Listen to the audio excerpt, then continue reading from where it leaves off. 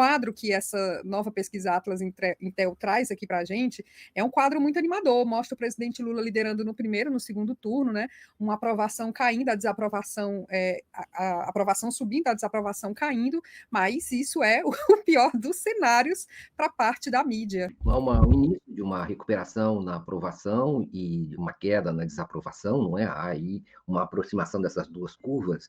Eu até te enviei aí, Sara, alguma hora desse dia, essa curva da Atlas Intel que mostra uma suave ainda recuperação da aprovação, não é? Lá por volta de 46%, 47% dessa aprovação. É uma pesquisa que não tem o tal do regular, não é? Ela é aprova ou desaprova. Então, isso permite mais Só para facilidade lembrar, na...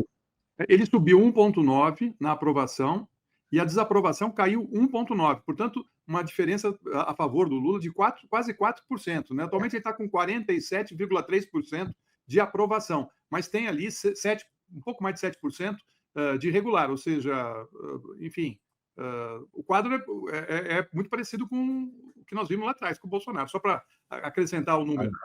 Aham. Eu não sei exatamente quanto deu de 100% dessa pesquisa, eu nem sei. Olha, aí a gente vê como o azulzinho está subindo e o vermelhinho está relativamente caindo em relação à última pesquisa.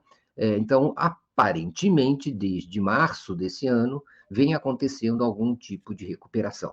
A meu ver, isso é muito relevante, porque nesses níveis, o incumbente, ou seja, aquele candidato que no cargo busca a reeleição, tem, segundo os estudos dos estatísticos e dos cientistas políticos especializados em campanhas eleitorais, a vantagem é bastante favorável ao candidato que está no governo e concorre à reeleição. Existem outras pesquisas, é bom esclarecer, que não dão uma perspectiva tão positiva para os níveis do presidente Lula. Nessas outras pesquisas, ele está por volta dos 40% de aprovação. Mas, enfim, essa perspectiva. O presidente Lula está no limiar ali do que seria recomendável ter, ou aceitável que tenha, para postular uma reeleição.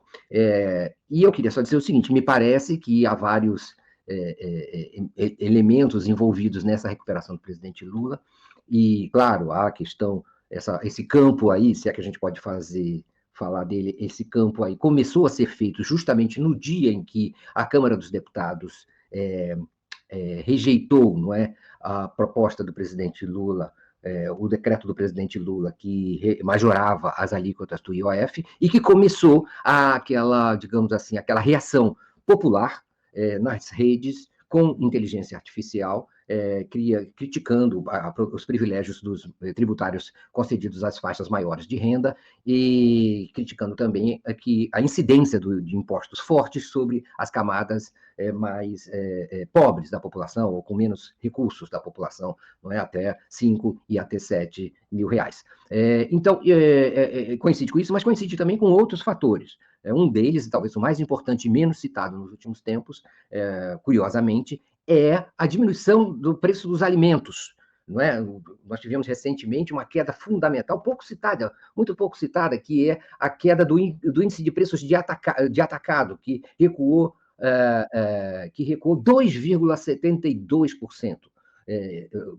Nos preços dos atacados. E também o IGP, o Índice Geral de Preços, que recuou 1,80% em junho. Todos esses preços vão chegar, todos esses índices, essas quedas, esses mergulhos, desses índices de preços de alimentos que despencaram no atacado, vão logo chegar ao varejo. Então, são notícias muito animadoras, que eu acho até mais representativas do que essas campanhas que estão existindo contra a votação que recusou o pacote ou o decreto do presidente Lula sobre o imposto de operação financeira. Então, vale lembrar, carestia é aquilo que a população mais sente e que pode alterar suas inclinações em relação ao governo. Aí está se as eleições presidenciais fossem nesse próximo domingo e tal, mas não com o Bolsonaro, não. Vamos direto com aqueles que vão concorrer, né?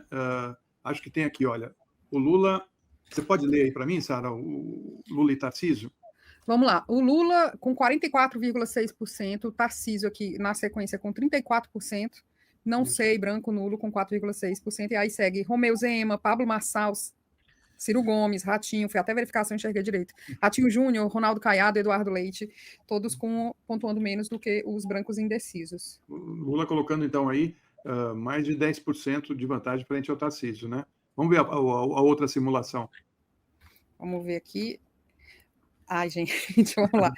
Primeiro turno, presidente Lula com 45%, na sequência Michele Bolsonaro com 30,4%, e aí a gente tem o Romeu Zema, Ratinho Júnior, Caiado e Ciro Gomes pontuando um pouco mais, né?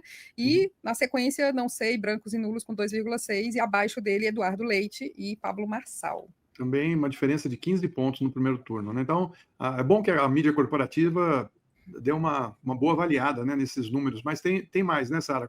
Qual é o outro candidato que aparece aí?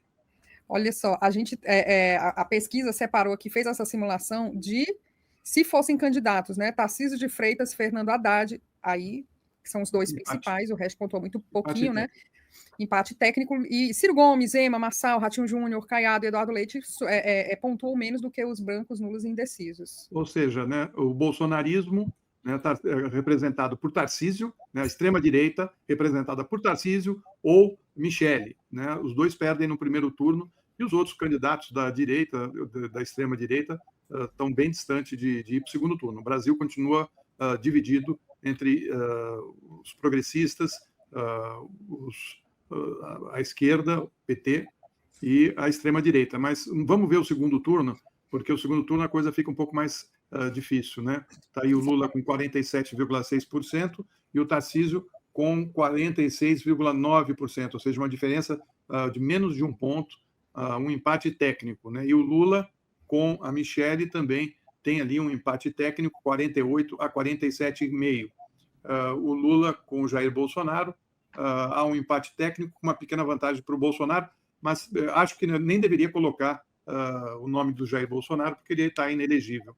E os outros, todos os outros perdem com uma diferença bem grande, né? O Zema, o Caiado, o Ratinho Júnior e o Eduardo Leite. Ou seja, essa pesquisa tem uma margem de erro pequena, de 5 pontos, né? Portanto, retrata aí um quadro desse momento. O presidente Lula está no segundo turno, é forte candidato, né? E pode fazer ou realizar aquilo que ele disse recentemente, né? Quando falou que ele caminha para o quarto mandato, né? Ele vai ser o primeiro presidente a ser 4 vezes eleito pelo voto democrático, né? Vamos ver como é que isso vai transcorrer, porque além de ter muito chão pela frente, existe também as disputas. As disputas na extrema-direita estão acirradas. O Eduardo Bolsonaro quer ser candidato, a Michele e o Tarcísio corre por fora.